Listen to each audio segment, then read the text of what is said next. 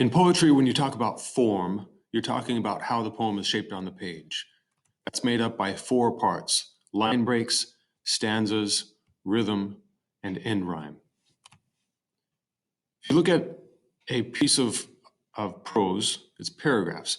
It starts on the left margin, goes all the way to the right margin, continues on the left margin, all the way to the right margin. It keeps bouncing back from margin to margin, goes all the way across the page.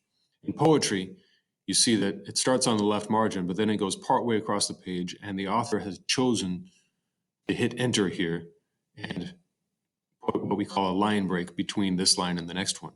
Some of these lines are indented because the poet wanted to change the form that way, but some of them, none of them go all the way across to the right margin. Prose goes margin to margin. Poetry goes from the left margin to the line break that the author has chosen to put in.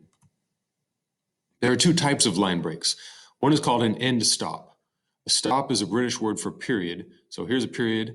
If you put a line break right here, if you hit enter right there, that's an end stop. You come all the way to the end of the sentence, and then you start the next sentence at the left margin. Enjambment is when it feels like the poem has slammed shut on you. It's like there's a sudden break that doesn't seem like it belongs. There's an interruption in the flow of the sentence created by a line break. So here's an example. The line breaks in a place that feels natural. Right here between the words place and that. Well, the word that feels natural, that's a phrase that all hangs together. In a place is a phrase that all hangs together. But between these 2 phrases is a perfectly natural place to break the line. That's also true here where there's a comma. Enjambment is where the line breaks in a place that feels unnatural. In a place is a phrase that would hold together, but if you break the line right in the middle of that phrase, it feels unnatural. That feels unnatural is another phrase that would hang together, but you have a line break right in the middle of it, creating an interruption in the flow like this. You feel how that seems like a bunch of interruptions? That's called enjambment. If you look at the parts of a door jamb is the part that makes it stop when it swings shut. J-A-M-B. It's not J-A-M like a jelly jar, but J-A-M-B like a door jamb. It slams shut. End stop is this kind of line break where it happens at the punctuation at the end of a sentence, or at a break in the sentence where a comma would happen, or perhaps without any punctuation but at a place between a couple of phrases. A girl who starves sits down to a table. She will sit beside me. Those are natural breaks. Whereas in this poem, all the line breaks feel like enjambment. I lay down on the empty street. That would be a perfectly normal place to break the line, but the author doesn't. And parked my feet. Parked my feet should hold together. That's enjambment right there. How do lines create a pattern? We ask this as authors, as writers ourselves. We ask, what pattern do I want to create by having line breaks? How many lines? How long are the lines? Am I using rhythm? Am I using emphasis? By having words at the very end of the line, or the beginning of the line?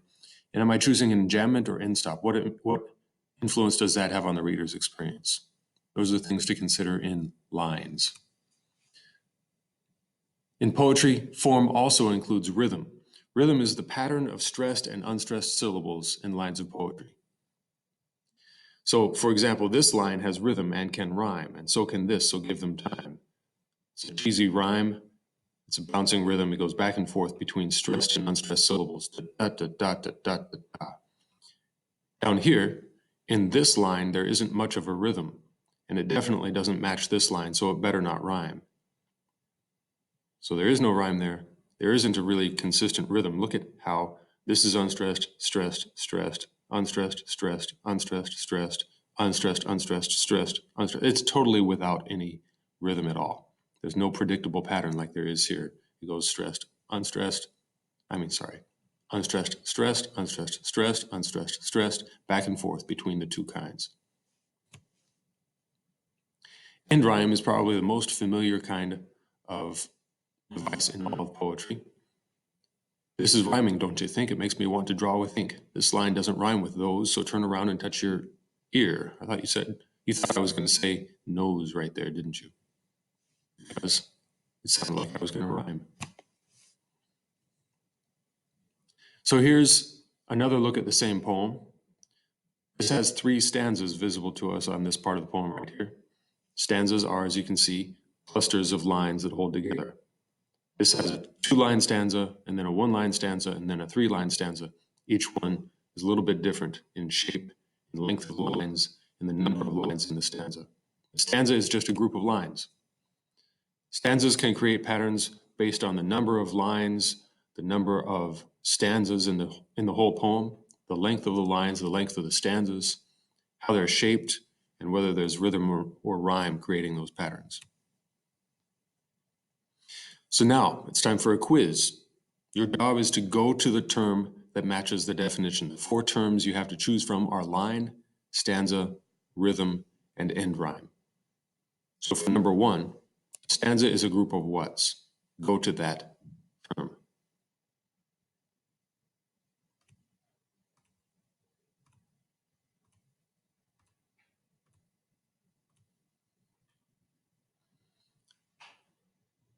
Now return to your notes, the notes you've just taken during this lecture. If there's anything new that you've learned during this quiz, add that to your notes. If there's nothing new, underline something, mark something that stands out to you now that you understand a little better after doing the quiz. Last of all, turn this paragraph of prose into poetry. You can download this paragraph on Canvas. Simply copy the document and go through the words here and add line breaks. All you have to do is, if I choose to have a line break right here, a nice and jammed line break, we climbed out of the river. I just put my cursor there and I hit enter and I've got a line break. Go ahead and do that wherever you want line breaks, but turn this paragraph into a poem.